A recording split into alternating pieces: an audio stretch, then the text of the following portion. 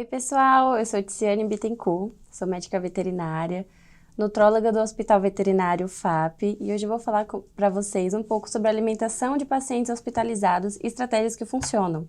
Então hoje vamos falar um pouco sobre o que é a desnutrição, como que identifica e como que fazemos a alimentação nos pacientes hospitalizados, seja por via oral ou por sondas alimentares. Mas em primeiro momento é sempre importante entender o que é a desnutrição e como identificar ela. Basicamente, a desnutrição é qualquer transtorno com nutrição inadequada. E seja uma desnutrição por desequilíbrio, por excessos ou deficiências de nutrientes. Como estamos falando de pacientes hospitalizados, na maioria das vezes essa desnutrição é advinda de deficiência de nutrientes e também de calorias, advinda da nutrição desses pacientes. Então, cerca de 20% desses pacientes que estão internados podem ser acometidos por desnutrição, de acordo com um levantamento feito em 2010 em um hospital veterinário. Porém, acredito que se hoje fizermos um levantamento, vamos identificar um valor diferente. Então, precisamos atualizar um pouco essa informação. Mas é importante salientar que 20% dos pacientes internados estarem em desnutrição já é um fator muito importante. Então, o que pode causar a desnutrição nesses pacientes?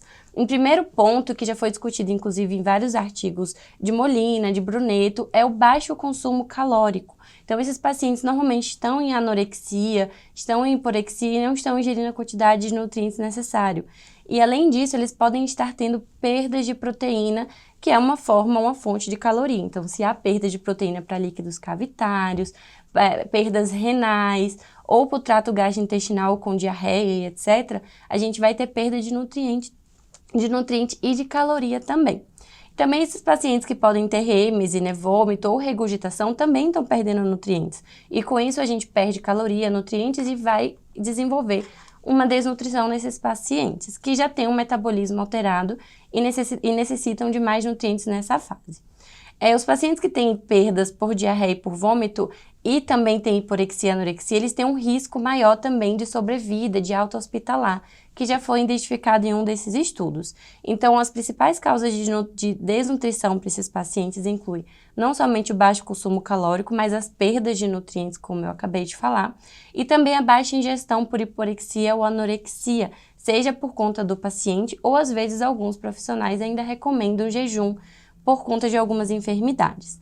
Também sabemos que doenças debilitantes causam hipermetabolismo, então aumenta o catabolismo proteico, a demanda energética deles altera nesse período. Um gasto energético que antes era para manter o corpo, hoje está mais aumentado por conta de uma enfermidade. E com isso, esse metabolismo aumenta, tendo uma necessidade maior, que com que antes supria com a caloria normalmente, hoje não vai suprir. Somando isso à baixa ingestão calórica, a gente pode ter um quadro de desnutrição. Quando a gente tem dois cenários diferentes, um paciente em jejum saudável e um paciente em jejum em enfermidade, vamos ter consequências diferentes no corpo. Em primeiro momento, um paciente saudável que entra em jejum, o primeiro nutriente a ser utilizado é o glicogênio, que ele é exaurido rapidamente. Logo depois, o organismo começa a utilizar fontes de aminoácidos, principalmente os gatos, para gerar energia, porém usa também o depósito de gordura. Então, a gente tem mais utilização da gordura em si do que a massa magra do corpo como fonte de energia. Porém, quando a gente tem um paciente em estado de hipermetabolismo por conta de uma enfermidade e está em jejum, em primeiro momento ele também vai usar o glicogênio, que também é exaurido rapidamente, porém, por conta das ações das citocinas inflamatórias e hormônios associada à baixa ingestão, a gente vai ter um estado de hipermetabolismo, um estado de catabolismo, principalmente de proteínas. Então, vamos ter uma proteólise aumentada, que é uma via metabólica que é dispendiosa, então a gente gasta energia para poder utilizar ela para gerar energia, e todo esse cenário que gasta mais energia para poder, consequentemente, gerar energia, a gente vai ter uma perda de massa magra importante. E nesses momentos, alguns animais podem até manter mais massa gorda e perder massa magra. Então, algumas vezes a gente pode ter alguns pacientes que vão ser internados que eles podem sim estar em score de condição corporal elevado, em obesidade, sobrepeso, porém podem estar com a perda de massa magra severa ou moderada por conta de um alto catabolismo proteico. Aqui a gente tem um gráfico bem interessante que a gente mostra como que é utilizado as reservas nessa fase nessa fase da enfermidade. Então, no primeiro momento, a gente vai ter utilizado o glicogênio, como a gente pode ver a linha azul, porém depois a gente vai ter uma perda maior de massa magra comparado a uma perda de massa gorda. Então, é utilizado mais as reservas de proteína, né, da massa magra em si, do que a gordura nessa fase de enfermidade. Porque, como eu já falei, a gente tem um sistema nervoso simpático atuando, então catecolaminas sendo liberadas e maior gasto energético, junto com todos os outros hormônios que são liberados nessa fase. E todas as respostas metabólicas e fisiológicas nesse momento, como o aumento da resistência insulínica, a glicogenólise e gliconeogênese aumentada, a lipólise aumentada para poder gerar energia, todo esse processo de proteólise e o catabolismo proteico e também o aumento, por exemplo, da frequência respiratória, da demanda muscular para o aparato respiratório em si, tudo isso gasta mais energia e com isso esses pacientes vão acabar perdendo mais massa magra e vão necessitar de maior demanda de proteína e outros nutrientes do que em estado de manutenção, ou seja, saudáveis. Então, a gente também tem que, nos quadros de infecções, a gente tem as respostas às toxinas dessas bactérias e liberação de mediadores químicos também. E com isso, a gente amplifica essas respostas metabólicas e hormonais para aumentar o metabolismo desses animais, que, como eu já falei, vai estar em um hipermetabolismo. Também bactérias gram-negativas, quando elas morrem, também estimulam a liberação de endotoxinas. E com isso a gente altera e estimula a cascata de coagulação, liberação de citocinas inflamatórias, que também alteram o metabolismo, como eu já falei. E com isso a gente o corpo produz mais proteína de fase aguda. E para produzir proteína a gente precisa de matéria-prima, ou seja, aumenta a demanda energética e de aminoácidos e proteínas para esses animais. Como também quando o paciente tem febre, a gente sabe que com o aumento da temperatura corporal, aumenta o metabolismo também. E cada elevação da temperatura corporal também eleva o gasto energético dos animais e dos seres humanos. Com isso, a gente tem mais alteração no metabolismo, ou seja, nesse momento, eles precisam mais ainda de suporte nutricional nessa fase em que eles são considerados, né, pacientes críticos, pacientes hospitalizados. A gente tem um estudo bem interessante de pacientes hospitalizados em que foi avaliada a composição corporal desses animais com o método de isótopos, que é mais específico do que somente a avaliação do score de condição corporal, a nível de pesquisa.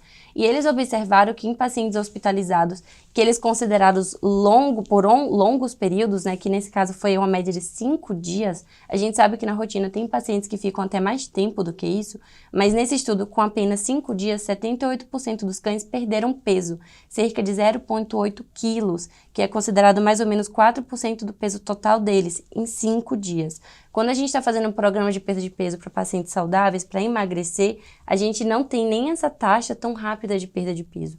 Então, 4% de perda de peso em 5 dias é uma perda considerável.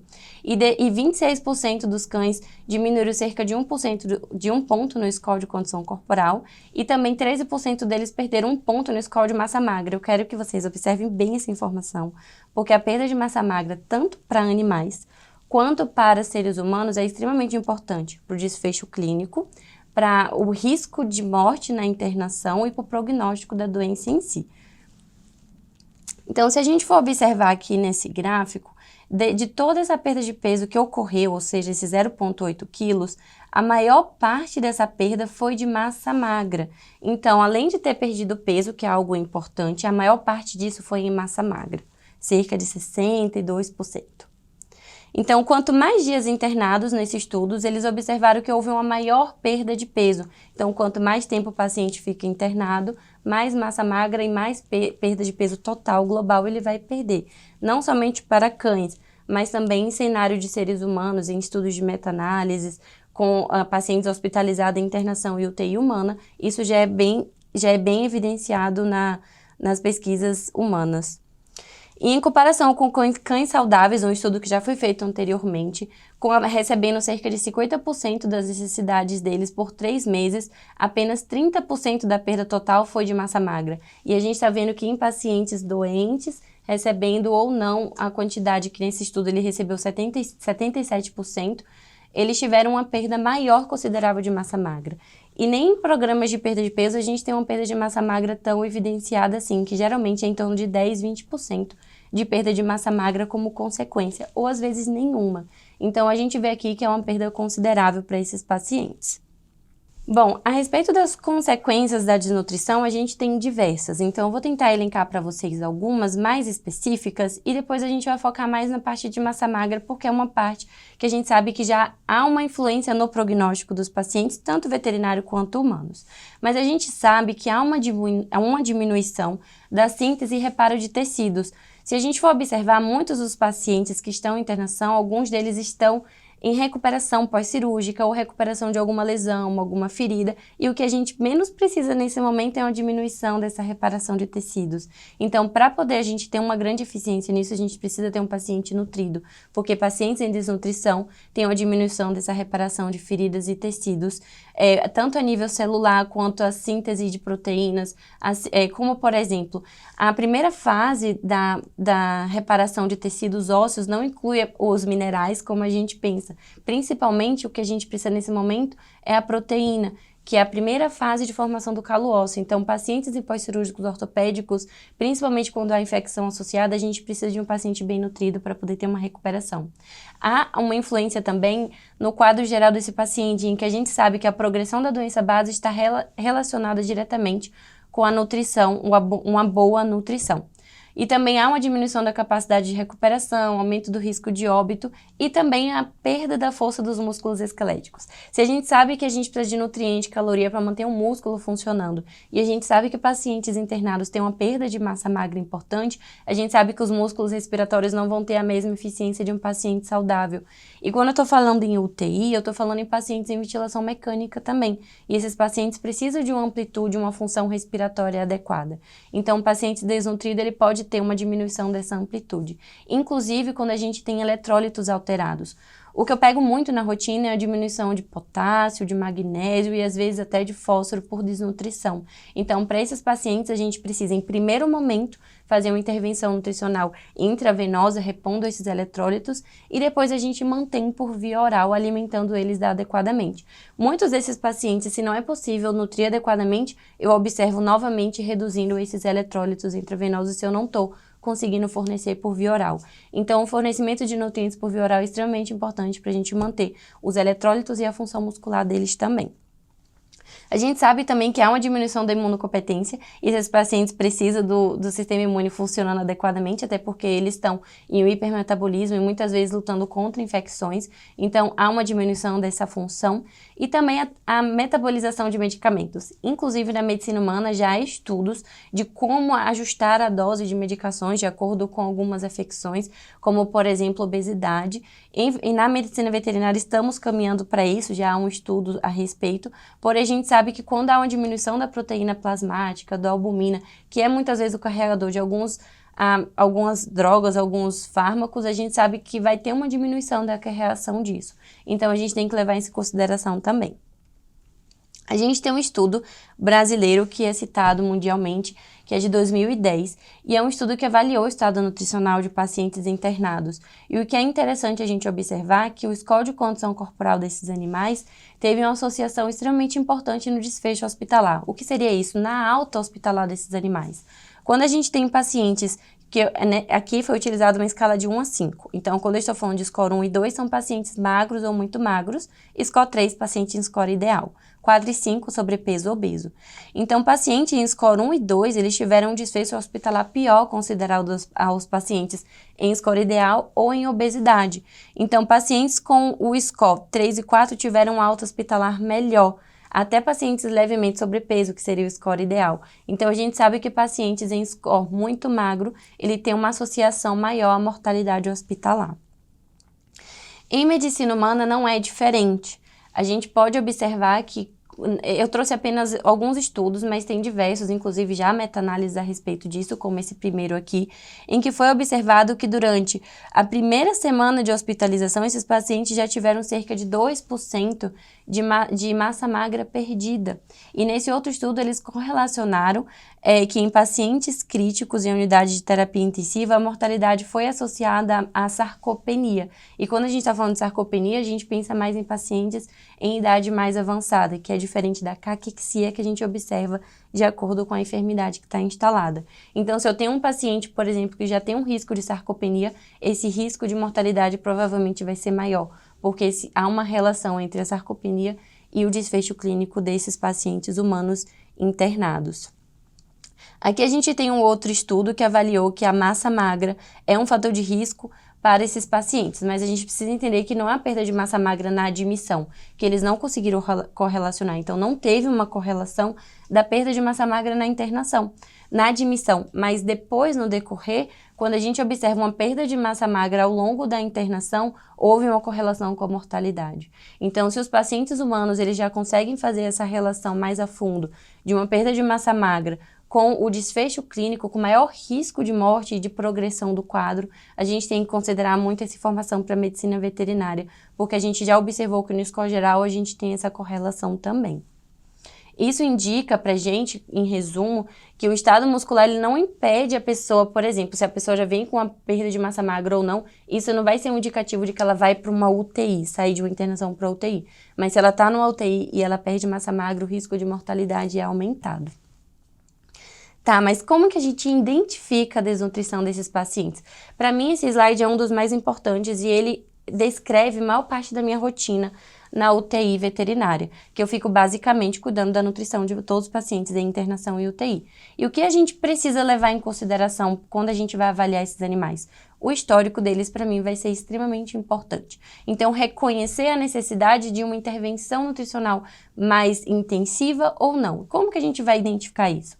Com o tempo de hiporexia ou anorexia, saber diferenciar entre eles. Muitas vezes chega no encaminhamento para mim, paciente com inapetência há 10 dias. Tá, mas será que era hiporexia ou era anorexia?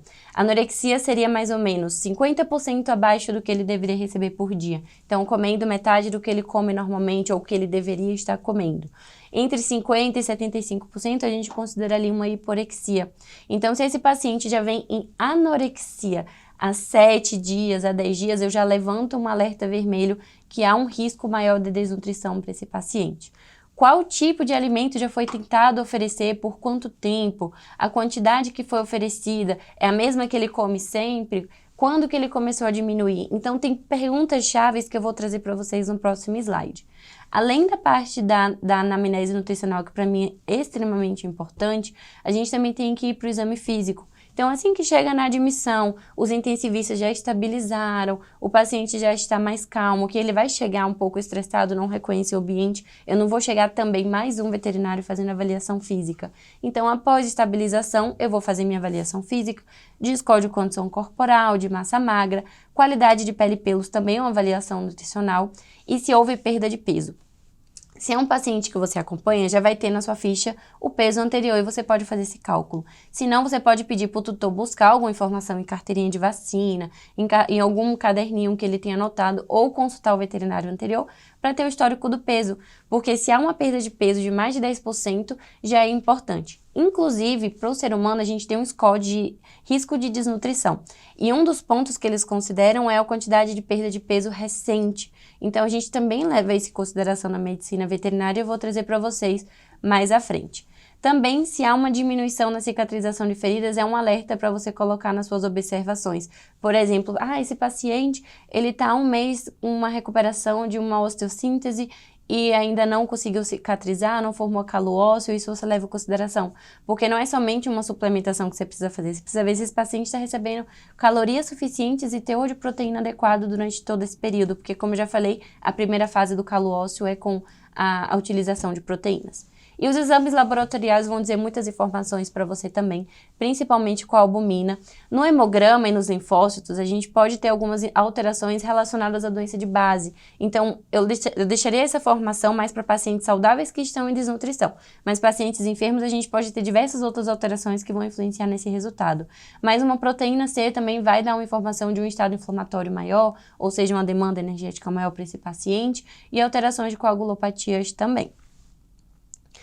Aqui a gente tem algumas perguntas chaves, que são as que normalmente eu utilizo com os pacientes, porque se você observar, o paciente que está sendo internado, está indo para uma internação ou está sendo admitido no UTI, eles vão estar sendo abordados de acordo com diversas outras informações do quadro. Então, às vezes, você não tem muito tempo para abordar a nutrição, mas se você tiver perguntas-chave no seu questionário, na sua anamnese pré-pronta de perguntas, você pode colocar essas perguntas-chave para poder te ajudar. Como quantas gramas o seu pet, o seu cachorro, o seu gato come normalmente? Porque você vai ter uma ideia do que seria o 100% desse animal.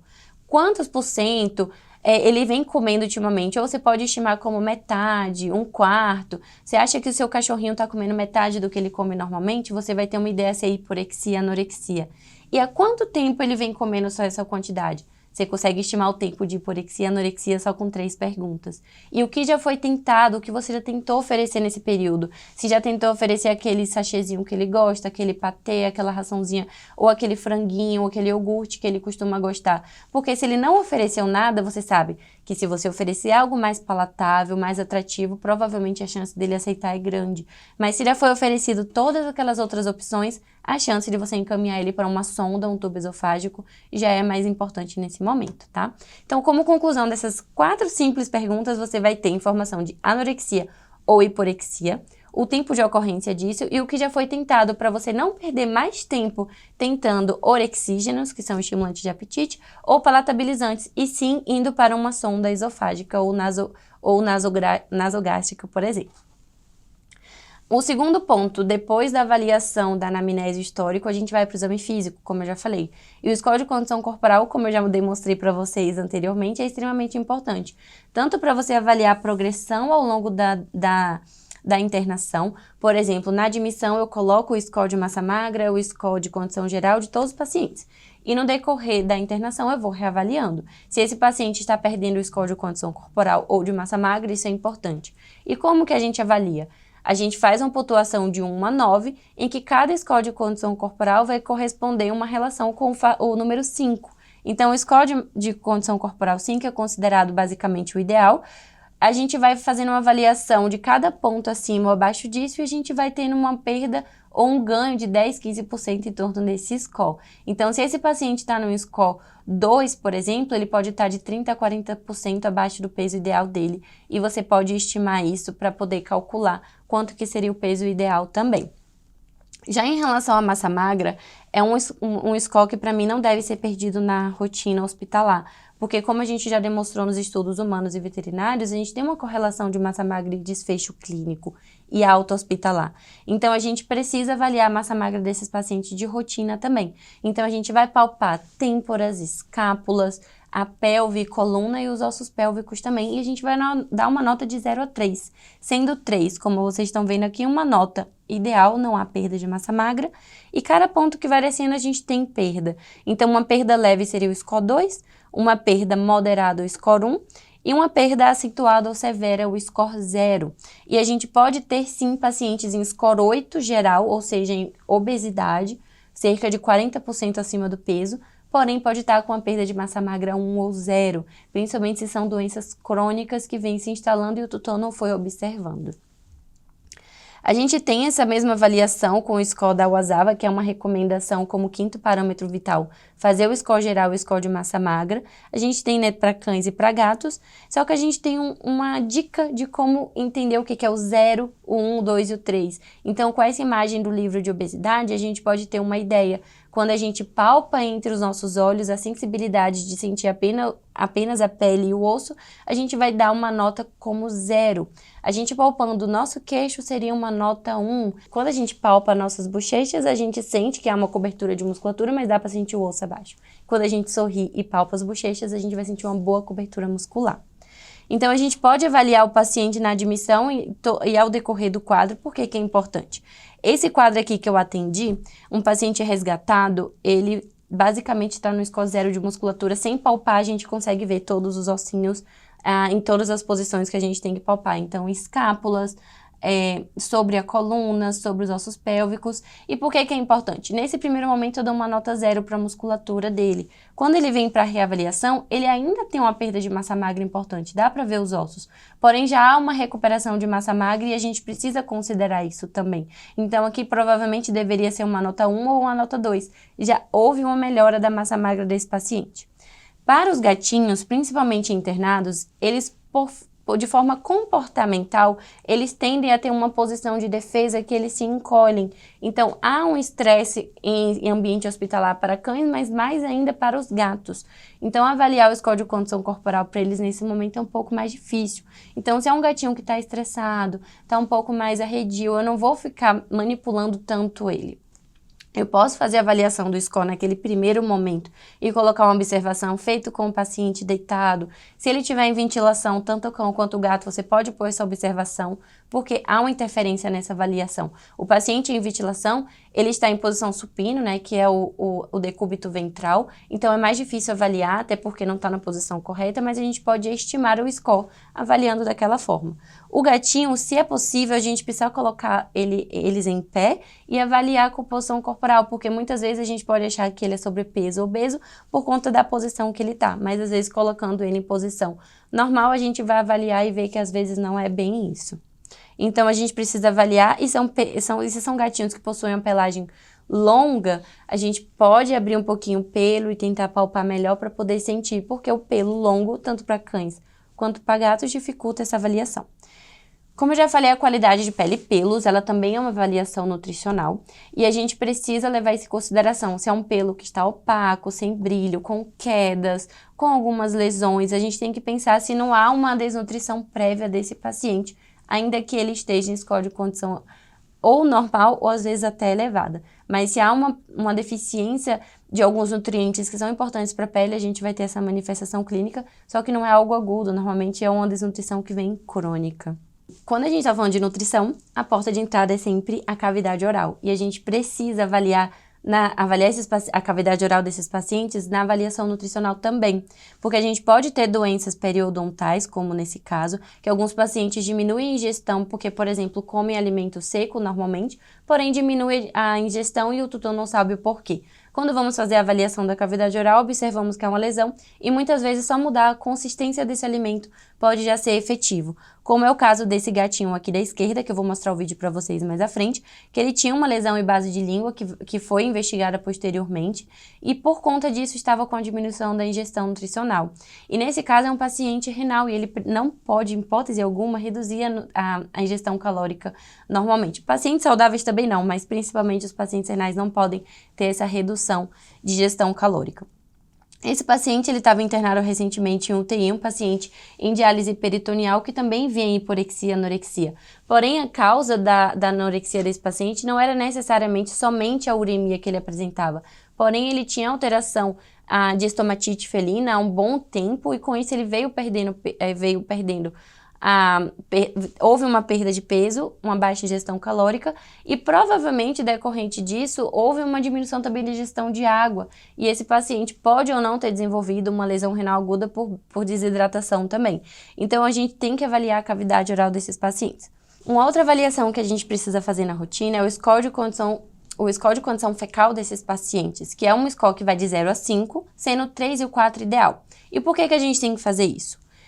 Se a gente tem uma diarreia presente, que é o score 0, 1 e 3, a gente tem perda de água e de nutrientes.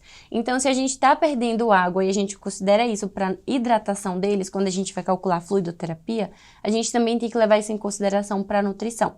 Porque se eu estou fornecendo, por exemplo, 70 quilocalorias por peso metabólico, que eu vou explicar mais à frente como que calcula, e esse paciente vem perdendo peso e ele está com diarreia, provavelmente eu preciso aumentar um pouco a caloria, porém não fornecer tanto porque eu posso aumentar muito também a quantidade de nutrientes no trato gastrointestinal e superalimentar esse animal. E nesse momento também a gente não pode fazer isso.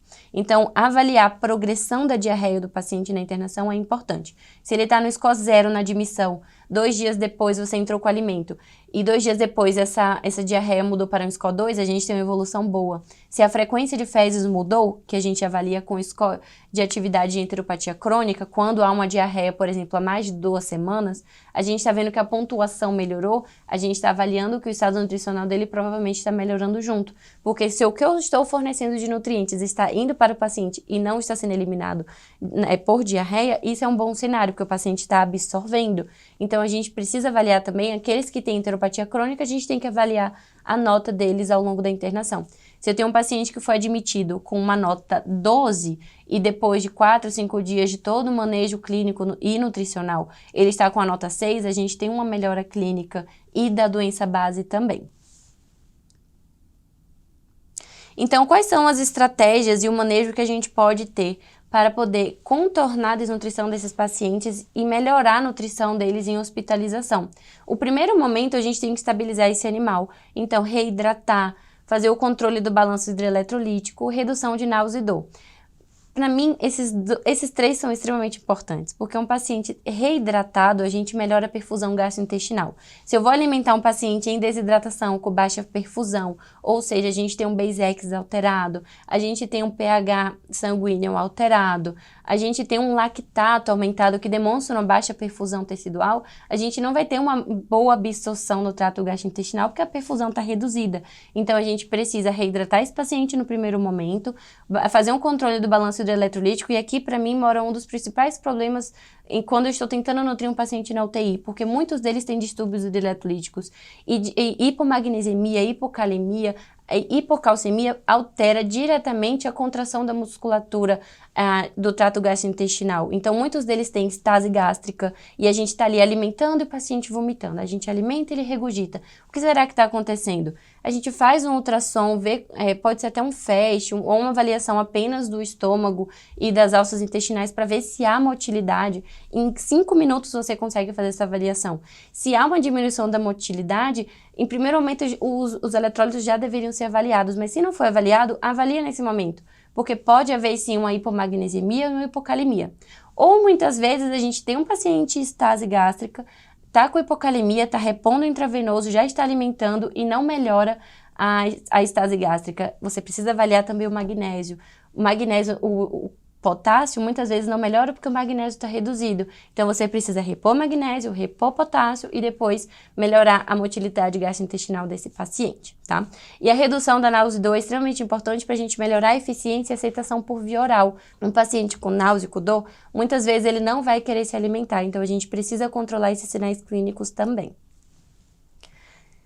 Daí tem uma frase que eu sempre trago que eu não gosto muito dela, que é sempre melhor para um paciente comer um pouco da dieta errada do que nenhuma da dieta certa. Para mim não, nós como veterinários precisamos fornecer os medicamentos na dose e na forma correta, como também precisamos fornecer a nutrição na quantidade e no aspecto correto. Não é porque o seu paciente quer apenas comer um palatabilizante, uma colher de iogurte que está tudo bem. Ele precisa sim comer o alimento completo, balanceado e na caloria correta, estimada para ele. Não é porque ele lambeu 2 colherinhas, uma colherinha de um patezinho de sachê que tá tudo bem. É um alimento completo e balanceado? É, mas ainda não está na quantidade correta e você precisa otimizar isso também. Como que a gente faz isso? O primeiro ponto para mim é agir na parte comportamental. É um paciente que está fora do ambiente dele, ele precisa se sentir um pouco mais acolhido. O mais próximo do lar dele possível, a gente precisa transformar esse ambiente. Então, um ambiente confortável, silencioso, similar ao lar. O que seria isso? Trazer uma caminha, trazer um ursinho dele, meia luz, se possível na sua clínica, colocar luz por leito. Então, se eu estou manipulando o paciente do leito da esquerda ou da direita, não está com uma luz diretamente sobre ele. Então, cada um tem uma luz separada, é extremamente importante também.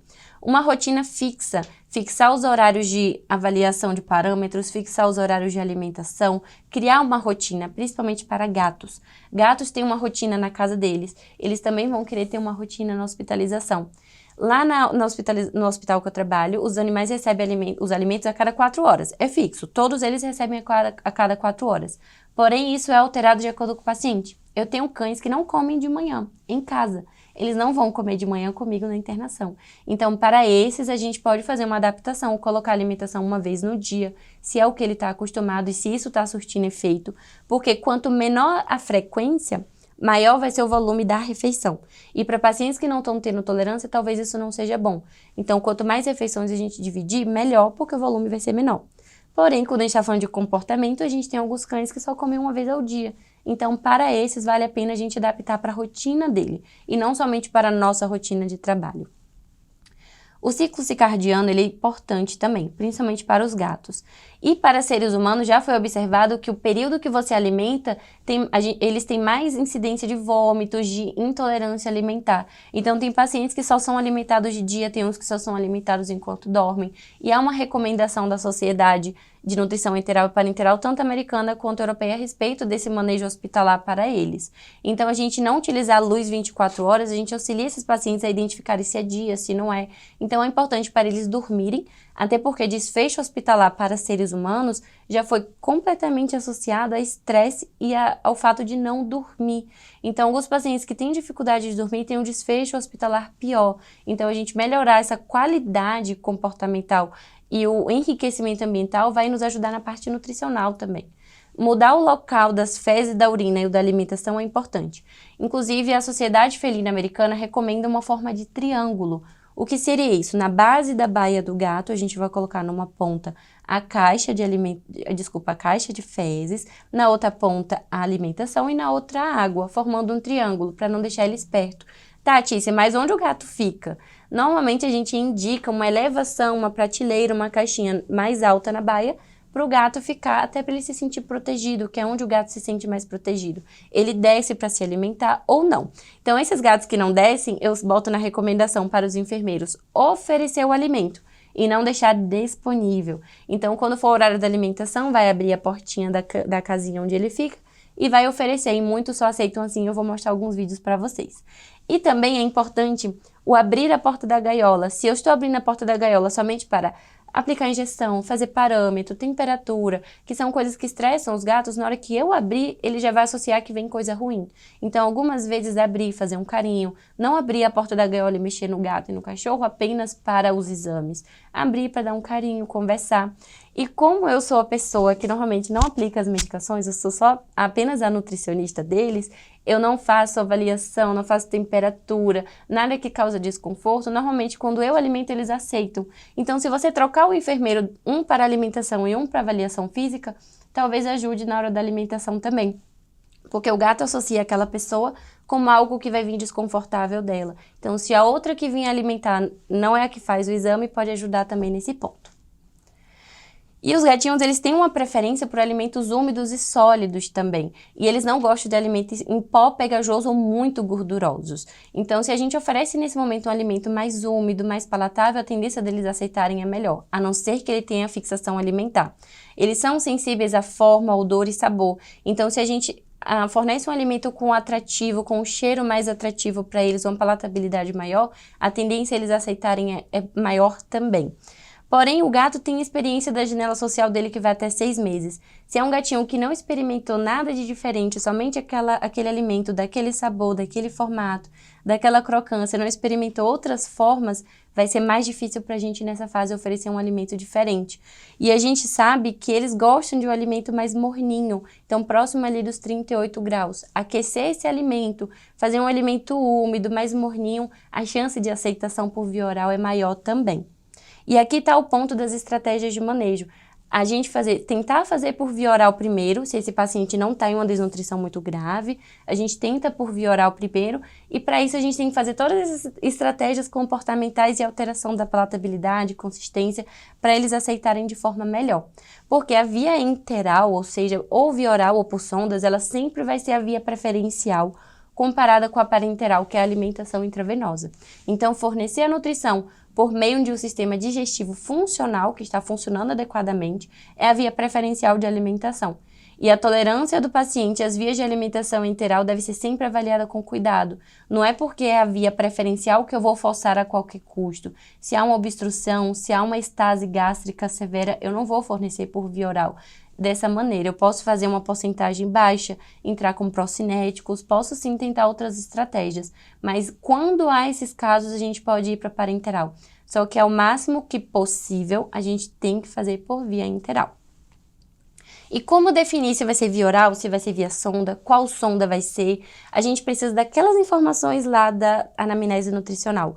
É possível fazer toda a ingestão espontânea por via oral? O paciente está aceitando? Está. É o alimento correto? É. Então vamos fazer por via oral. Esse paciente está aceitando parcialmente por via oral, 50%, 70%. Vamos adicionar os orexígenos, que são estimulantes de apetite, vamos tentar por via oral 1 ou 2 dias? Vamos. Porque a ingestão ainda está razoavelmente boa? Vamos sim. Porém, esse paciente, ele está há 10 dias, 15 dias em anorexia. Isso já é um grande indicativo da gente ir para uma sonda alimentar. Tá, mas vai ser qual? Uma nasogástrica ou uma esofágica? Vai depender do tempo que eu vou precisar dessa sonda. Se eu estimo que a recuperação desse paciente vai ser longa, então eu vou para uma esofágica. Se é um tempo de recuperação curto, ou seja, uma gastroenterite aguda, começou ontem com a diarreia, eu posso tentar uma nasogástrica, porque a recuperação eu estimo que vai ser rápida. Se esse paciente tem uma alteração de coagulação importante, eu provavelmente não vou conseguir passar uma esofágica ou uma naso. Eu preciso reavaliar, por exemplo, se há uma melhora para o dia seguinte, tentar por via oral, estimulante de apetite, porque se eu passar uma sonda esofágica, talvez eu não consiga conter o sangramento, dependendo da gravidade dessa coagulação. Se é uma gravidade leve, eu posso passar uma sonda esofágica e uma sonda nasogástrica e conter os danos, claro. Mas se há um risco anestésico grave para esse paciente, eu não vou poder passar uma sonda esofágica, eu vou ter que ir para uma sonda naso. Por exemplo, eu estou com o paciente internado e esse paciente é um cardiopata que está em instabilidade no momento, tanto de eletrólitos quanto repercussão hemodinâmica com ascite, com a acumulação de líquido em outras partes do corpo. Nesse momento eu não vou poder anestesiar ele. E por conta do estresse da sonda, eu preciso manejar. Às vezes dar um sedativo leve para poder passar uma sonda naso e depois eu passar uma sonda esofágica porque eu sei que o tratamento dele vai ser longo. Então a gente precisa considerar todos esses fatores para decidir qual sonda ou se vai ser via oral. A funcionalidade do trato digestivo também é um fator importante. Se esse paciente tem alguma lesão, algum tumor em cavidade oral, eu preciso contornar essa via. Então, por exemplo, fazer uma sonda esofágica. Se esse paciente tem um tumor em esôfago, eu preciso ir, por exemplo, para uma sonda gástrica. Se esse paciente tem um tumor em estômago, eu preciso contornar essa via e cada vez vai ficando mais difícil, porque as sondas gástricas, elas têm muito mais complicação do que uma esofágica. As jejunais ainda mais também. Então, a gente precisa ver a funcionalidade do trato e quando não há funcionalidade, precisamos contornar ou, dependendo, ir para uma parenteral em última opção. E por que a gente precisa alimentar por via enteral? Como eu já falei, a via preferencial, mas por quê? Se a gente não alimenta esses pacientes de forma precoce, ou seja, dentro das 24 horas, a gente pode ter redução e pode ter uma atrofia da mucosa intestinal. Então, se eu alimento, eu reduzo essa atrofia. E a gente pode ter um aumento do peso se a gente aumenta de forma precoce esses animais. Então, esses pacientes vão ganhar peso quando há uma desnutrição prévia. A gente melhora a motilidade intestinal quando há alimento no trato gastrointestinal, claro, se há fatores dos eletrólitos corrigidos também. A gente reduz o catabolismo proteico. Como eu já falei, esses pacientes estão com hipermetabolismo. Se eu estou fornecendo calorias agora de forma adequada, eu reduzo mais esse catabolismo, esse hipermetabolismo desse animal. E também há uma preservação do balanço positivo do nitrogênio, porque eu estou fornecendo proteína de forma adequada para esses animais. E nos seres humanos já tem estudos relacionando também a ingestão de proteína com a preservação do balanço de nitrogênio deles. E também o nutriente diretamente no trato gastrointestinal reduz a atrofia das vilosidades. Por quê? A maior parte dos nutrientes que as células, os enterócitos, recebem é através do lúmen intestinal, ou seja, diretamente do alimento que está ali no intestino e não da corrente sanguínea como as outras células normalmente recebem. Então, a maior parte do nutriente eles vão tirar desse lúmen intestinal. Se não há nutriente, essas células diminuem a velocidade, essas células podem morrer, diminuir a vilosidade e o risco de translocação bacteriana é maior. Então, com essa atrofia das vilosidades, as camadas epiteliais ficam mais finas, mais frágeis e o risco de translocação bacteriana é maior. E a gente pode desenvolver posteriormente uma sepse nesse paciente. E também limita a capacidade gastrointestinal de digerir e absorver, como a gente pode ver nessa imagem. A gente tem aqui uma vilosidade preservada, onde a gente tem uma superfície de contato maior para absorver esses nutrientes. Se a gente tem uma diminuição dessas velocidades, esses nutrientes não vão ser absorvidos normalmente e vão ser passados diretamente e eliminados nas fezes, e não é exatamente o que a gente quer nesse momento. A gente precisa que eles absorvam todo aquele nutriente e aquela qualidade de nutriente que a gente está dando para os animais. Então, quando há um risco de translocação bacteriana aumentado, a gente sabe que a gente precisa nutrir. Então, um paciente em anorexia, com doenças gastrointestinais que apresentam vômito e diarreias prolongados, o risco é maior. Então, como fazer por via oral? A primeira alternativa que eu dou é a gente trocar um alimento seco por um alimento úmido, que normalmente eles tendem a aceitar melhor. Alimentos com maior teor de proteína e maior teor de gordura são alimentos com a palatabilidade geralmente aumentado. Então, a tendência deles aceitarem é maior porque a preferência deles seria por esses dois nutrientes aumentados na dieta. Há um asterisco nesse ponto, porque tem pacientes que vão precisar de nutrientes, o perfil de nutrientes específicos nessa fase, como os doentes renais, pancreatite, há uma convenção de diminuir a gordura. Então, para esses pacientes, eu não posso aumentar somente para fazer eles comerem. Mas, no geral, os pacientes que não precisam de algum nutriente específico alterado na dieta, aumentar a proteína e a gordura é o ponto-chave para a gente aumentar a ingestão nutricional. Um alimento novo, que ele não teve contato, que ele normalmente não costuma consumir, vai ser um ponto-chave. Principalmente se ele vinha com vômito e diarreia antes, porque muitos deles fazem associação alimentar. Os cães e os gatos, eles têm alterações de comportamento por associação. Então, se eles tiveram vômito e diarreia e estavam consumindo aquele alimento, eles podem ter uma aversão àquele alimento atual. Então, eu alterar para um alimento novo, úmido, com mais proteína, mais gordura, pode ser o ponto-chave nesse momento. Um alimento com maior frescor, ou seja, recém-aberto. Não vou pegar um alimento que está ali há muito tempo exposto para ele, esperando que ele vá aceitar. Por isso que é interessante oferecer, esperar ele comer e retirar. Daqui a 2, 3 horas, tem uma prescrição nova de oferecer novamente o alimento para ver se ele aceita. Porque o alimento morninho, fresco, com um aroma mais vivo, é o que ele vai aceitar nesse momento. Expor uma grande variedade, isso para mim é na fase inicial. Assim que ele chegou, está estável, eu vou oferecer várias opções e ver o que ele aceita.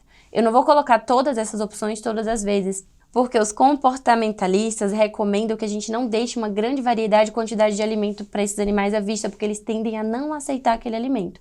Então, eu ofereço no primeiro momento para ver o que ele quer, o que ele aceita melhor, o que atrai mais, escolho esse alimento e eu vou oferecer a quantidade no horário determinado.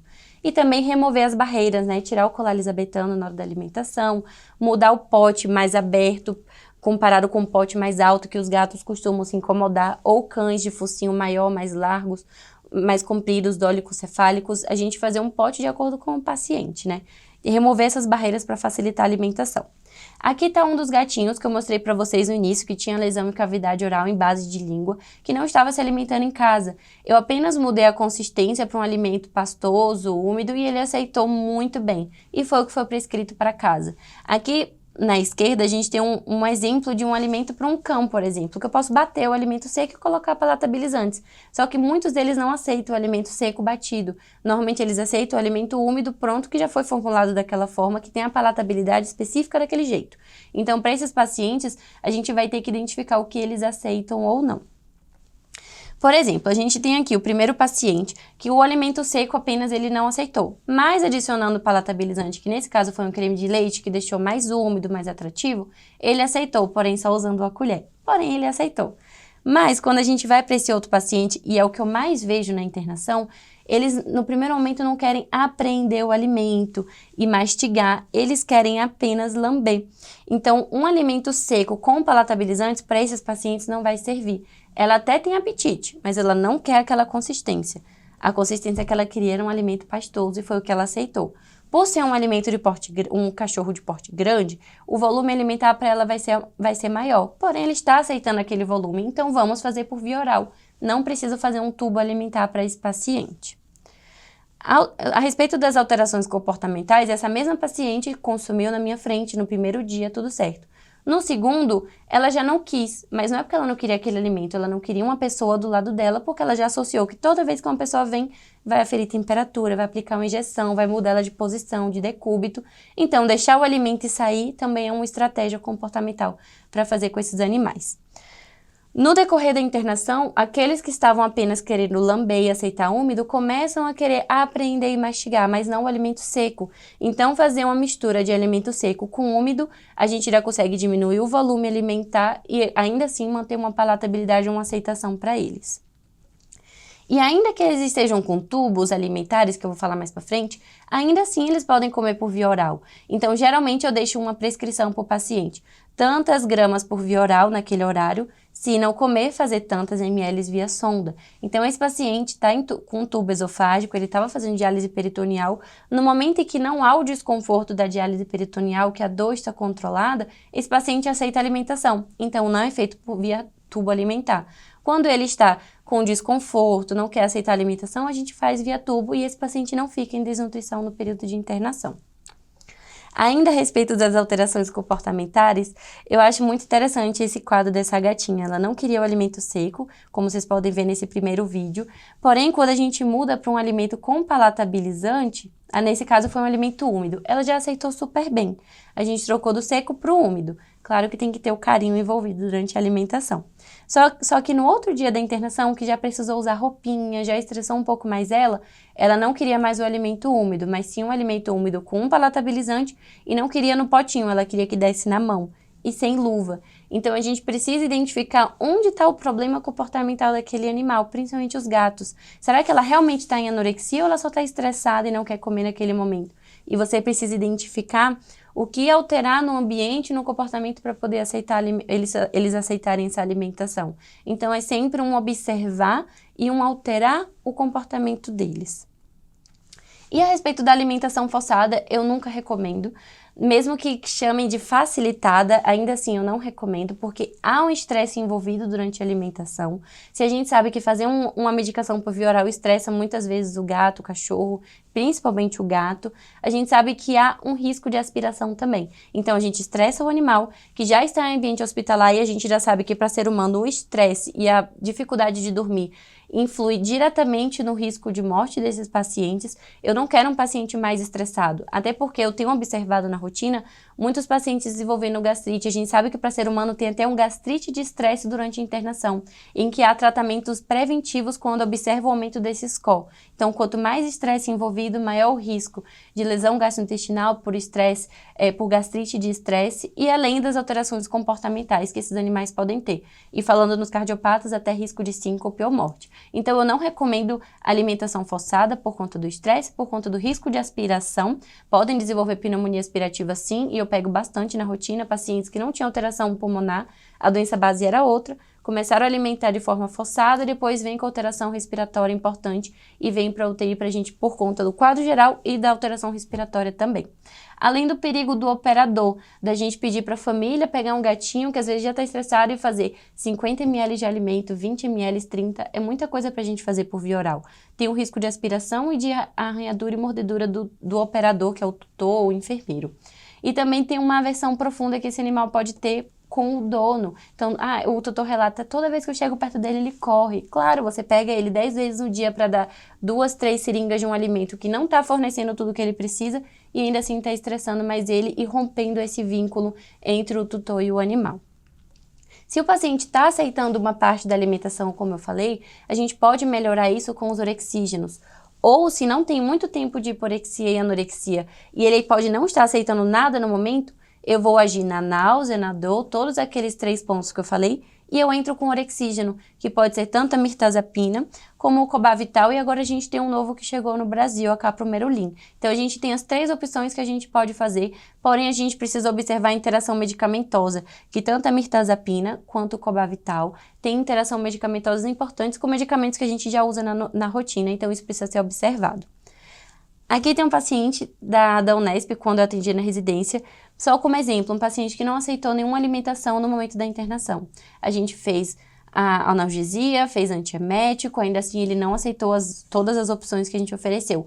30 minutos após o orexígeno, o efeito já surgiu e ele comeu praticamente toda a alimentação, só recusou uma das opções, provavelmente porque ele já estava cheio. Então a gente pode abrir mão de utilizar esses orexígenos nessa fase inicial se não há uma desnutrição crônica e grave naquele momento que você admite o paciente.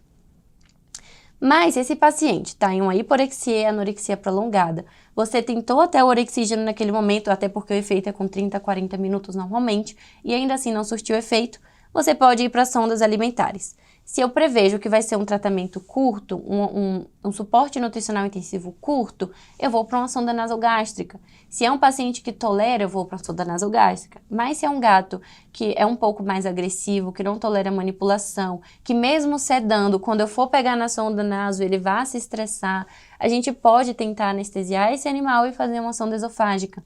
Até porque alguns gatos vão precisar o colar. A grande maioria deles precisa usar um colar.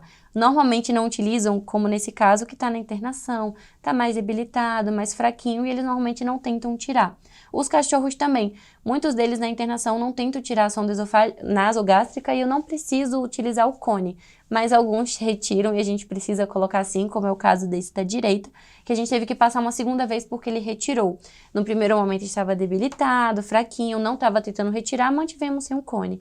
Mas depois de um dia ele já mais estável, tirou com muita facilidade. Então, a gente precisa colocar o cone na maioria das vezes. Em internação, estando mais debilitado, normalmente eles não tentam tirar, pela minha experiência. A sonda esofágica a gente precisa anestesiar, então se eu vou fazer um procedimento, um suporte nutricional de mais longo período, que eu vou precisar de mais tempo de suporte, eu já peço uma sonda esofágica. Pacientes com lipidose, com doença renal crônica, que eu tô vendo que a estabilização vai ser mais longa, oncológicos ou pacientes que têm lesão oral, então provavelmente eu vou precisar de uma sonda esofágica. Então a gente precisa anestesiar e fazer o procedimento de passagem e o curativo precisa ser feito todos os dias. Então precisa ver se aquele tutor é um tutor cuidadoso, que vai fazer o curativo, que tem um bom histórico de cuidados, porque se ocorre infecção, como eu vou mostrar alguns vídeos e fotos para vocês, a gente precisa tirar esse tubo alimentar e muitas vezes a gente precisa ou passar do outro lado, que é um pouco mais complexo, mas o cirurgião consegue fazer tranquilamente esse procedimento, porém a gente vai fazer mais uma anestesia e mais um procedimento nesse animal, que muitas vezes não é interessante a gente anestesiar tantas vezes somente para esse procedimento. Então, o cuidado diário, ou fazer 1, 2 curativos por dia, é extremamente importante. Alguns pacientes não têm a opção de passar a sonda naso. Por exemplo, esse animal do meio, ele precisou fazer uma cerclagem devido a uma fratura de mandíbula e o tempo de estimativa para cicatrização óssea são 2 meses. Então, eu não vou deixar uma sonda nasogástrica por 2 meses. Até porque o tempo que a gente deixa de uma sonda naso é mais ou menos 10, 12 dias no máximo. A recomendação de literatura é até para 7 dias. Então, se o paciente está 7 dias com a sonda, a gente pode retirar e passar na outra narina. Mas uma sonda esofágica a gente pode deixar até por meses. Então, para esse paciente, o indicativo seria uma sonda esofágica mesmo. Então, a gente tem modelos que a gente pode adaptar de sonda, porém, no Brasil, agora a gente já tem sonda específica enteral para passar esofágica neles e a gente tem sondas esofágicas, sondas enterais humanas que a gente pode passar também, como esse da direita. A gente pode ter complicação na passagem das sondas, principalmente na nasogástrica e quando o animal está acordado. A gente pode ter complicação tanto de sangramento de nariz ou excesso de espirros e irritação naso desses pacientes. Então, a gente pode usar lidocaína em gel durante a passagem ou pingar colírio de anestésico no nariz, uma gotinha para acalmar um pouco mais o nariz. Mas também a gente pode ter uma sonda dobrada no esôfago, como no caso dessa imagem. Só que a gente pode também ter uma sonda dobrada na traqueia, e isso é extremamente grave, porque se a gente alimentar, ela pode estar dobrada, mas na hora que eu alimentar, a pressão rompe essa barreira, né, da dobradura, e o alimento pode passar assim, e vai para a traqueia, e esse animal pode morrer com o alimento no trato respiratório. Então é extremamente importante, e padrão ouro, fazer um raio-x após a passagem de sonda, tanto nasogástrica como esofágica. Quando a gente retira essas sondas, normalmente o esôfago se fecha com horas, ele fecha rapidamente, mas a pele ela pode ficar aberta por 1, 2, 3 dias ou dependendo do porte do animal por mais tempo. Então, normalmente eu peço ainda o curativo por 1, 2, 3 dias ou até fechar a incisão cirúrgica, mesmo após a retirada da sonda. Eu só vi apenas uma vez extravasamento de alimento depois da alimentação oral, né? Por essa incisão, mas era uma sonda esofágica que teve uma complicação importante de uma infecção local. Então, é raro, ao longo de todos esses anos trabalhando, eu só vi apenas uma vez, mas fico alerta para vocês também. Observar a cicatrização da ferida, se há infecção, esperar algumas horas ainda, 12 horas para retomar a alimentação por via oral. A respeito das sondas naso, como eu falei, eles podem retirar, como no caso desse gatinho, ou infeccionar, como eu acabei de explicar para vocês, pode ter secreção purulenta.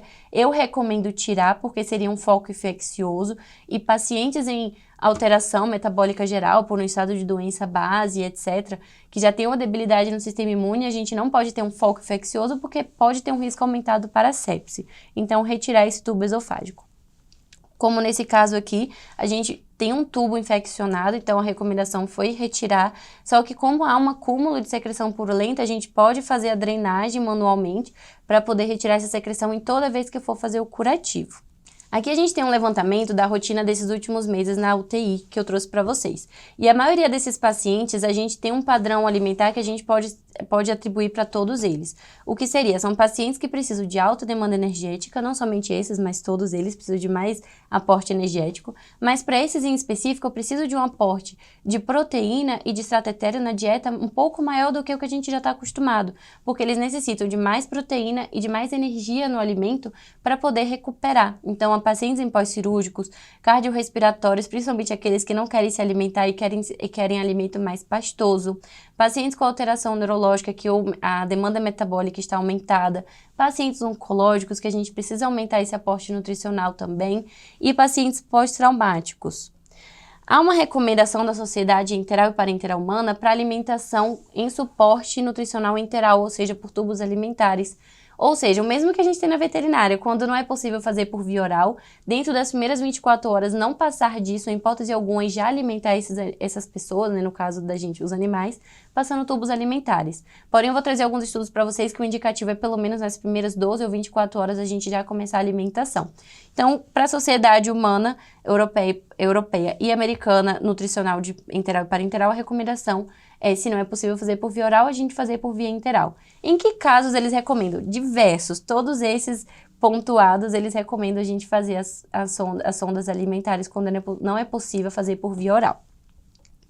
Então, quando há alterações graves, como choques circulatórios importantes, em que a perfusão não é controlada, em que há necessidade de doses altas de vasoativos, a recomendação de alimentação por trato enteral não é indicada. Então, nesses casos, eu suspenderia.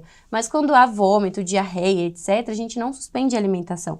A gente tenta controlar com antieméticos, procinéticos, a gente tenta adicionar fibras ou alimentos específicos para o trato gastrointestinal e estabilizar isso.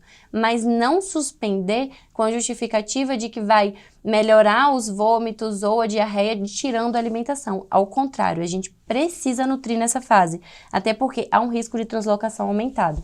Inclusive, nesses 2 estudos veterinários, foi identificado que em pacientes, inclusive de pós-cirúrgicos de enterec e com peritonite séptica, que muitas pessoas querem retirar a alimentação nesse momento, nesse estudo foi evidenciado que a alimentação precoce, com menos de 24 horas, foi o indicado. E esses animais não apresentaram mais vômito e nem mais diarreia como que as pessoas normalmente pensam.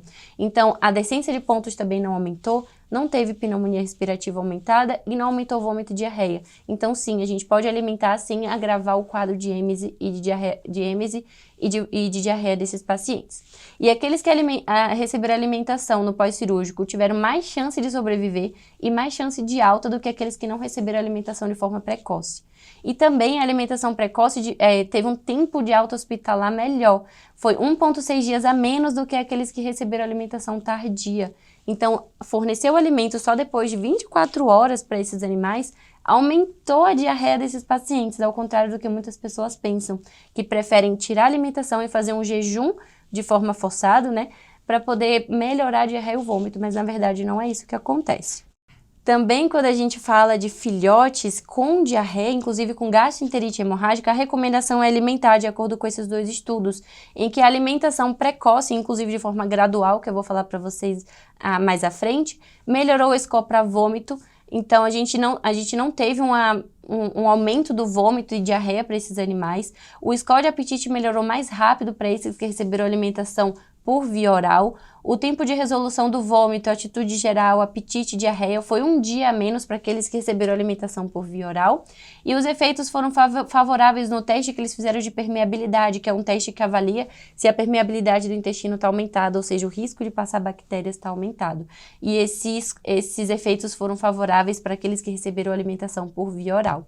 E também o número de óbitos foi menor. E não teve mais vômitos e mais diarreias comparado com aqueles animais que não receberam alimentação por via oral, que receberam por via intravenosa.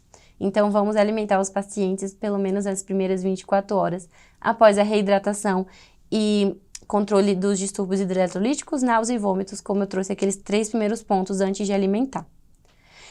E a respeito dos nutrientes, o primeiro nutriente principal, como eu sempre falo, é a água. Ela é considerada sim um nutriente. Então a gente tem que fornecer água de forma adequada e de forma preferencial por via oral. Então, como eu trabalho dentro de uma UTI, eu estou sempre com os intensivistas ao meu lado. Então, a gente sempre conversa, quanto de fluidoterapia vocês estão fazendo intravenosa? Estou fazendo tantas ml. Gente, o animal está de sonda alimentar e está tolerando o volume. Vamos tirar uma parte da intravenosa e fazer por via oral? Vamos sim. Então, a gente ajusta todo o cálculo e eu faço a reposição ou a manutenção da água por via de sonda alimentar. Ou também com água palatabilizada. Então, a gente pega 200 ml de água e adiciona uma colher de patê úmido, principalmente os que são patês e não tem pedacinhos, né? Que a gente só mistura e fica tudo diluído na água. A gente faz uma água saborizada. Então, se esse paciente está tolerando o volume, ou seja, ele aceita aquele volume, não tem mais desconforto, não tem vômito aceitando aquele volume alimentar, a gente pode fazer a fluidoterapia, a hidratação ou a manutenção de água desse paciente por via oral, que para cães adultos, cães e gatos adultos, é 70 ml quilo por dia e para filhotes 100 ml por quilo por dia. Mas isso vai depender de paciente. Tem uns que a gente precisa fazer um volume maior porque tem perda renal, tem perda gastrointestinal e a demanda desse nutriente, que é a água, é aumentada. Quando a gente fala de caloria, ainda há controvérsias dentro da veterinária por deficiência de alguns estudos. A gente tem poucos estudos avaliando a real necessidade de caloria desses pacientes. Então, por conta dos poucos estudos que a gente ainda utiliza um fator de energia que a gente chama de necessidade energética de repouso, ou requerimento energético de repouso, ou necessidade energética basal, tem diversos nomes que são chamados, que normalmente a gente utiliza 70 vezes o peso elevado a 0,75. Tanto para cães quanto para gatos. Só que essa é uma prescrição inicial. A gente precisa ver o decorrer do quadro do paciente para ir aumentando essa necessidade. Então, se é um paciente que eu quero que mantenha o peso, eu vou fazer uma caloria e eu vou ajustando. Se eu quero que ele ganhe, eu vou fazer essa caloria e eu vou aumentando. Então, para cada paciente vai ser uma prescrição diferente, porém a gente pode começar com 70. Por quê? A superalimentação também agrava o quadro geral. Em estudos em seres humanos, isso já é bem observado. Inclusive, a ESPEN, que é a Sociedade Europeia de Nutrição Enteral e Parenteral Humana, recomenda começar com 70% do que foi calculado para aquele ser humano. Então, se eles fizeram calorimetria, ou mediram o gasto energético pelo ventilador, ou utilizaram fórmulas como a gente utiliza, eles calculam o total do dia e iniciam apenas com 70% desse valor. Ainda precisamos de estudos para veterinária, mas por convenção vamos manter essa prescrição. Ou utilizamos essa prescrição de 70 por peso metabólico ou de manutenção, que para gatos é de 75 a 100, o peso elevado a 0,67, e para cães a gente tem de 95 a 110, com peso elevado a 0,75. E a intenção de manter uma caloria adequada para esse paciente é evitar o balanço energético negativo, que eu já falei lá no início, que é a deficiência da ingestão de caloria causa desnutrição e todas aquelas consequências da desnutrição que pode ter para o paciente hospitalizado. E quando a gente fala da reintrodução de calorias, a gente tem que ter um cuidado sobre a síndrome da realimentação. Ela é bem discutida na medicina humana, porém a gente não tem ainda padrões bem estabelecidos. Apesar de ser rara, ela pode ser encontrada sim, principalmente decorrência de um paciente que está sem se alimentar há muito tempo, recebe um grande aporte nutricional e com isso estimulam a hiperinsulinemia. E com essa hiperinsulinemia há um influxo da glicose e consequentemente alguns eletrólitos importantes para dentro da célula, como fósforo, potássio, magnésio e também a tiamina. Com isso, a gente tem distúrbios eletrolíticos extremamente importantes, inclusive neurológicos. Porém, a gente não tem estudos muito bem definidos, a gente tem esse consenso da ASPEN, que é a Sociedade Americana de Nutrição Enteral e Parenteral, e eles recomendam que é interessante investigar, porém precisa de muito mais estudos para poder a gente definir exatamente o que seria uma síndrome de realimentação. Porém, como eu já recomendei para vocês, é importante monitorar potássio, magnésio e também é interessante monitorar o fósforo, porque se você observar uma síndrome de realimentação, você já consegue intervir. Porém, para prevenir isso, se o seu paciente está há muito tempo sem receber alimento, em anorexia prolongada ou hiporexia prolongada, por exemplo, 1, 2, 3 meses ou 15 dias com anorexia, eu recomendaria entrar com a reintrodução gradual. Pode ser de 25% em 25% por cada dia ou de 33% em 33% por cada dia. Quando a gente está falando dos nutrientes, a gente tem algumas recomendações. Porém, o que é alto, o que é médio, o que é baixo, a gente ainda não tem consensos muito bem estabelecidos. Só que a gente tem uma publicação recente de uma autora do que para ela consideraria baixo, moderado e alto. A gente tem algumas publicações brasileiras a respeito disso também, porém, para mim, isso vai depender de cada enfermidade. E a gente tem aqui o que seria considerado proteína e gordura baixo, ultra low fat, né? Low fat, moderado e alto para gordura, e para proteína a gente tem baixo, moderado e alto. E aí, quando a gente está falando de calorias para esses pacientes, a gente tem que entender que quanto maior a caloria do alimento, melhor, porque o volume alimentar diminui. Tati, eu não entendi muito bem. Como que seria isso? Aqui tem um exemplo que seria bem prático da gente entender. Se um paciente precisa de 1.000 calorias por dia e eu utilizo um alimento que tem 4 quilocal, eu vou precisar dar 250 gramas de alimento por dia. Mas se esse alimento tem 3 quilocalorias, eu vou precisar dar 333 gramas por dia. O volume alimentar precisa ser maior para eu suprir todos os nutrientes. Então, quanto maior a caloria desse alimento, melhor. O que a gente prefere para alimentos para pacientes hospitalizados? Uma caloria em torno de 4 ou acima disso, e para alimentos úmidos, acima ou ao redor de 1 quilocal por grama ou por ml, porque quanto maior a caloria, que eu falei, menor o volume alimentar. E se o meu paciente não tolera volume, ou seja, regurgita, vomita, quanto menor o volume, eu vou conseguir fornecer todos os nutrientes sem que esse animal tenha vômitos e diarreias. Porque quanto maior o volume, maior a dilatação do estômago, e um estômago que está sensível àquela dilatação que seria normal do dia a dia, nesse momento vai estimular o vômito por conta dos mecanorreceptores. A respeito do alimento da Premier que a gente tem agora de recuperação, a caloria está em torno exatamente do que eu falei para vocês, em torno de 1,3 quilocal. E com isso a gente consegue fornecer todos os nutrientes que esse paciente precisa. Como que a gente pode fazer esse cálculo? Eu vou mostrar para vocês, para poder a gente entender essa diferença. Se eu tenho um gato internado de 5,3 quilos, que é um caso real, tá? Eu só não trouxe a foto porque não tem autorização. É um paciente que foi internado por conta de uma crise asmática. Então, antes disso, ele estava 100% bem. Não tinha anorexia, não tinha hiporexia, estava estável. Tinha um score de condição corporal 6, sobrepeso, mas eu não quero emagrecer esse animal agora, não é meu objetivo. E um score de massa magra adequado. E não tem histórico de anorexia prévia, ele estava bem, foi um acometimento agudo. O que eu vou pensar para um alimento para esse animal? Um alimento com a caloria mais alta para eu diminuir o volume, porque é um animal que acabou de sair de uma crise asmática, um paciente que está estressado no ambiente fora da casa dele, ele não vai querer que eu apresente a ração que ele está normalmente acostumado.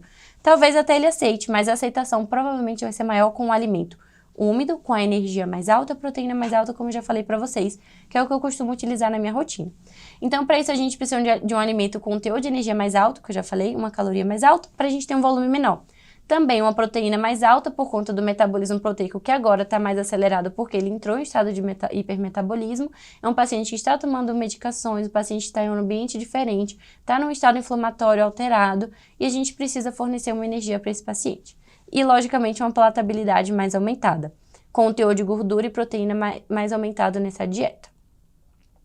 E aí, se eu for fazer 70 vezes o peso metabólico, que é 5,3 elevado a 0,75, como vocês estão vendo aqui na imagem, eu vou fornecer 244 kcal para esse animal.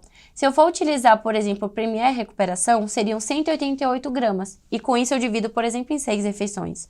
Mas se eu for usar um alimento úmido, por exemplo, para gatos adultos, que tem 0,6, o volume alimentar para ele nesse momento vai ser maior. Seriam 305 gramas. Então, como eu falei, quanto maior a caloria próximo, alimentos úmidos próximos de 1 quilocal, vai ser melhor para poder a gente diminuir o volume alimentar e continuar fornecendo todos os nutrientes que ele precisa.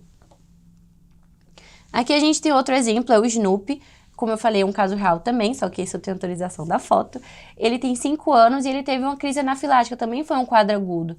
Porém, ele veio com massa magra reduzida, ele tinha um score de massa magra 1 e ele tinha anorexia prévia. Foi um quadro agudo ou anafilático? Foi, mas ele vinha com alguma alteração crônica que não estava sendo observada.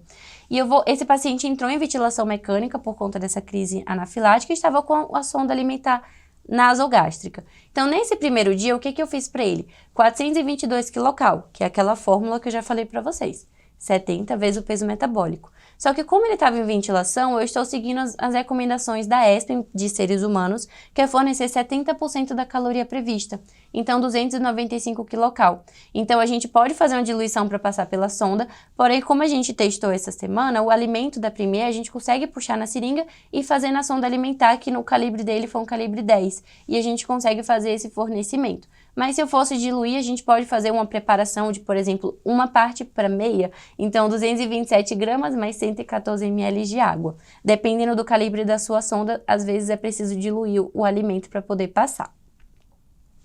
E quando eu estou falando de pacientes que estão em ventilação mecânica, o maior problema que eu enfrento na rotina é a regurgitação. Não somente na medicina veterinária, mas na medicina humana. Esses pacientes eles têm um risco aumentado de regurgitação apenas por estarem em ventilação mecânica. Tanto por diminuição da motilidade, quanto pela posição, como pelo volume alimentar ou a amplitude respiratória que esse paciente está tendo. Então, eles são classificados já no grupo de risco de aspiração. Então, para esses pacientes, o tempo de esvaziamento gástrico é importante. Então, muitas vezes eu preciso adicionar fibra na alimentação enteral desses pacientes, porque fibras insolúveis a gente consegue esvaziar mais rápido esse estômago. E nesse alimento eu observei nos componentes deles que ele tem a celulose, que é uma fibra insolúvel, como a gente pode ver aqui nessa imagem. E as fibras insolúveis, elas elas diminuem esse tempo de esvaziamento gástrico, ou seja, o alimento sai mais rápido do estômago e eu consigo evitar mais essa regurgitação ao longo da internação. Então, quando o alimento já vem com esse suplemento que eu não preciso adicionar na alimentação enteral, para mim já resolve a maior parte dos meus problemas. Porque se é um alimento que já tem um perfil nutricional que eu preciso e já vem com a fibra insolúvel, eu não preciso adicionar mais uma coisa para ser feita via enteral para esse paciente. Então, para esse paciente, por exemplo, aqui, ele saiu da ventilação mecânica, então agora eu vou fornecer toda a caloria dele, que era 422, então agora para ele eu vou fornecer pela sonda 54 gramas do alimento por dia, não precisando diluir, não precisando fornecer nenhuma outra manipulação para ele. Mas a fibra já está ali para ajudar a gente também. Quando eu estou falando de proteína, a gente precisa de uma proteína mais alta para esses pacientes. Nessa recomendação dessa literatura, eles recomendam que a proteína, pelo menos para cães, seja maior que 8 gramas por 100 kcal. E a gente pode ver que nesse alimento da Premier tem em torno de 8,5. Então é considerado uma proteína alta para cães e gatos e a gente consegue fornecer toda a proteína que precisa, mesmo utilizando um fator que eu falei para vocês, de 70 vezes o peso metabólico, que é um fator que normalmente a gente não utiliza para manutenção. Para manutenção, são aqueles cálculos que eu mostrei, que varia de 95 a 110 para cão, 75 a 100 para gato. Então, a gente pode fornecer 70 vezes o peso metabólico e ainda assim conseguir fornecer a necessidade de proteína diária desses animais. E a gente sabe que os gatos, eles possuem as enzimas que degradam os aminoácidos, né, para gerar energia de forma contínua, independentemente se eles estão recebendo alto ou baixo teor de proteína na dieta, porque é algo fisiológico deles, diferentemente dos cães e dos outros carnívoros e onívoros. Então, os gatos, eles ainda assim precisam de mais proteína do que os cães normalmente. Então, fornecer proteína de forma adequada para os gatos ainda é mais importante do que os cães. Porém, a gente não tem que negligenciar a proteína dos cães. Então, devemos fornecer proteína alta para ambos os animais, principalmente em estado de catabolismo proteico, em pacientes hospitalizados. Em relação aos prebióticos, eu gosto sempre de falar na internação, quando me pedem suplementação para os animais, eu falo, gente, primeiro a gente precisa fornecer o básico, o arroz e feijão, e depois a gente pensar nos suplementos, ômega 3, prebióticos. Então, eu consigo garantir a alimentação desse paciente, toda a caloria que ele precisa, eu consigo. Vamos suplementar, vamos melhorar isso?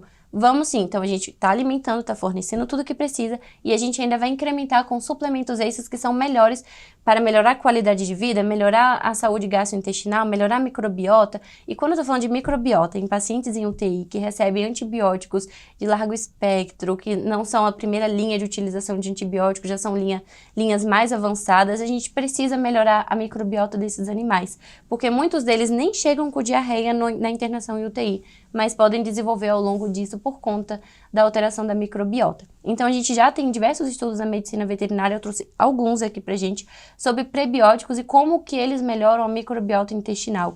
Esse aqui, por exemplo, utilizou o FOS, que é um dos ingredientes que tem nesse alimento novo da Premier no Recuperação, e ele aumentou a quantidade de ácidos graxos de cadeia curta, que são alguns medidores que a gente faz para observar se houve melhora do padrão da microbiota intestinal, por exemplo, e da saúde intestinal, que vai ser um nutriente para as células dos enterócitos, né, que são as células do trato gastrointestinal, e o FOS, ele faz isso para os cães e gatos, então aumentou não só a produção desses ácidos graxos de cadeia curta, como também a quantidade de bactérias, de micro-organismos considerados bons para o trato gastrointestinal. Aqui a gente tem o MOS, que é o Mananoligossacarídeos, que também tem nesse alimento. Ele é considerado um prebiótico, então ele melhorou tanto a resposta imune celular, como aumento significativo das populações de linfócitos, e a suplementação, além de melhorar os parâmetros imunológicos celulares e o perfil lipídico, não alterou digestibilidade, fermentação intestinal e também não interferiu na parte antioxidante desses animais. A gente tem esse estudo também que avaliou a utilização de prebióticos. Aqui tem dois utilizados. Primeiro eu vou falar do Mananoligossacarídeos, que foi o que eu acabei de citar, só que outro estudo. Ele aumentou a população de firmicutes, melhorou a diversidade microbiana, controlou a população de actinobactérias, preveniu a evolução negativa da disbiose e estabilidade clínica durante 6 meses. Então, o que a gente vê? A gente vê uma estabilidade melhor do trato gastrointestinal, da microbiota intestinal, produção de nutrientes importantes para os enterócitos, utilizando os prebióticos. E a gente também tem o beta-glucano desse mesmo estudo. O beta-glucano ele já é amplamente estudado na medicina veterinária para cães e gatos, de diversas fontes, mas o que é importante a gente ter de informação do beta-glucano? Que ele pode melhorar a diversidade da microbiota, ele melhora positivamente a microbiota intestinal, modulando essas populações boas e diminuindo as ruins.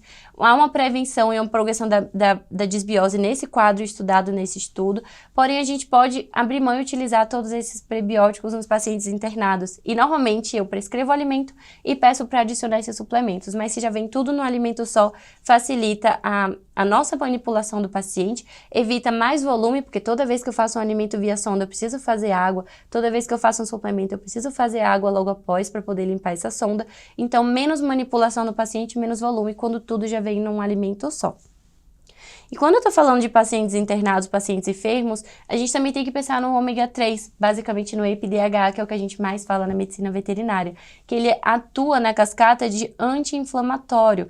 Então, se a gente for considerar as funções deles, tanto nas alterações metabólicas, ele ajuda a reduzir as concentrações de triglicerídeos para aqueles pacientes que têm hiperlipidemia, que eu pego muito também na internação, principalmente aqueles pós-colecistectomia, que precisam modular os lipídios na corrente sanguínea, então a gente pode utilizar pensando neles, mas também pensando naqueles pacientes que estão em estado inflamatório, ou seja, basicamente quase todos os meus pacientes internados. Então, quando eu estou falando de suplementação de ômega 3, eu gostaria que a partir de hoje todos vocês falassem suplementação de EPA-DHA e não exatamente do ômega 3, porque é o que a gente estuda mais e o que a gente vê melhor eficiência na veterinária, porque já é a cascata final da conversão. Então, quando a gente for falar prescrever uma cápsula de 1000 miligramas de ômega 3 por dia. Se o tutor comprar o ômega 3 da direita, o animal vai estar recebendo 202 miligramas de EPA-DHA por dia, porque cada cápsula tem uma concentração, mesmo que seja 1000 miligramas de ômega 3. Se ele comprar o da direita, ele vai estar dando 750 miligramas de EPA-DHA. Então, a gente não prescreve o ômega 3, o ideal é a gente prescrever o EPA-DHA. Então, a gente já tem algumas recomendações de alguns estudos, principalmente do Bauer, que é um grande pesquisador da área, e a gente já tem algumas recomendações de fórmulas, por exemplo, 120 miligramas vezes o peso metabólico. Eu geralmente trabalho entre 120 e 140 para os meus internados. Daí, eu trouxe aqui o mesmo exemplo do Snoopy, comendo aquela quantidade de 422 quilocalorias por dia. Se eu sei que nesse alimento da Premier tem 130 quilocal, eu tenho 230 miligramas de EPA-DHA, quando ele comer 422 quilocal, ele vai receber 746 miligramas. Mas o que isso quer dizer, Tícia? Se eu divido isso pelo peso metabólico, eu encontro a dose. Então, ele estaria recebendo 120 miligramas por peso metabólico, que é o que normalmente a gente utiliza para alguns casos, algumas enfermidades. Então, geralmente é a dose que eu trabalho na rotina. Eu não precisaria fornecer mais uma cápsula para esse paciente. E aqui eu trouxe para vocês como que a gente pode fazer o fornecimento desse alimento. Ele tem uma consistência de mousse, então a gente consegue puxar na seringa e fazer na sonda esofágica. Esse é um paciente que está atualmente internado, então eu fui fazer a alimentação pela sonda esofágica dele. Se eu não me engano é um calibre 10 ou é um 12 e passou com bastante facilidade. E a respeito da palatabilidade, a gente tem aqui o nosso pacientezinho internado, ele é um Golden Retriever, ele recebeu alta essa semana, ele tem 3 meses de idade, tem alterações neurológicas importantes devido ao aumento da pressão intracraniana por uma hidrocefalia congênita. E ele precisou passar por um procedimento cirúrgico de derivação do ventrículo peritoneal para poder liberar essa pressão intracraniana. E ele tinha dificuldade de apreensão e mastigação após o procedimento. Ele tem apetite, como vocês podem ver, porém ele tem dificuldade de aprender e mastigar. Então, para ele, o ideal seria um alimento pastoso. E ainda bem que ele aceitou, porque ele aceitou super bem a quantidade prescrita também. Como a gente sabe que ao longo da rotina vocês precisam cuidar de todos os parâmetros do paciente, medicação, calcular a infusão contínua, sedação, dose de medicamentos e etc., há uma recomendação na embalagem da quantidade que você precisa fornecer desse alimento, seja para recuperação ou para manutenção. Então, de acordo com o peso do paciente, já vai estar calculado para você. É só você olhar na embalagem o peso. Então, você pode tanto calcular com as fórmulas, como olhar aqui. Por exemplo, um paciente tem 2 quilos, um gato, eu vou olhar aqui quanto que eu preciso dar em gramas para eles por dia. Divido isso em 6 refeições, em 4 refeições. Quanto mais refeições dividir, o volume vai ser menor, mas depende se você tem pessoal ou alguém que vá fornecer exatamente nos horários prescritos, tá bom? Eu gostaria de agradecer vocês por estarem assistindo a apresentação hoje, espero que tenha ajudado na rotina de vocês, como nutrir os pacientes da rotina, dos atendimentos tanto ambulatoriais como pacientes críticos e internados, e muito obrigada a atenção de todos.